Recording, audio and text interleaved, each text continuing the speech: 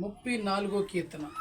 నేను ఎల్లప్పుడూ యెహోవాని సన్నతించుదును, నిత్యము ఆయన కీర్తి నా నోట ఉండును. యెహోవాను బట్టి నేను అతిశయించుతున్నాను, దీనులు వానిని విని సంతోషించుదురు. నాతో కూడి యెహోవాని ఎతికి ఘనపరచుడి, ఏకముగా కూడి ఆయన నామము గొప్ప చేదు.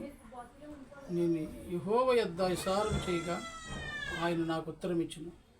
నాకు కలిగిన భయములన్నిటినీ ఆయన నన్ను తప్పించును.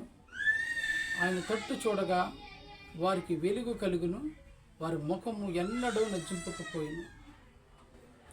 ఈ దీనుడు బుర్ర పెట్టగా యెహోవా ఆలకించి అతని శ్రమలన్నిటిలోనూ అతన్ని రక్షించిన. 6వ వచనం. యెహోవా యందు భయభక్తులు కలవారి చుట్టూ ఆయన దూత కావులో ఉండి ఆయన రక్షించును.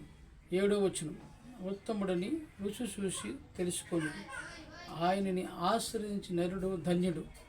యెహోవా భక్తులారా, ఆయన యందు భయభక్తులు ఉంచుడి.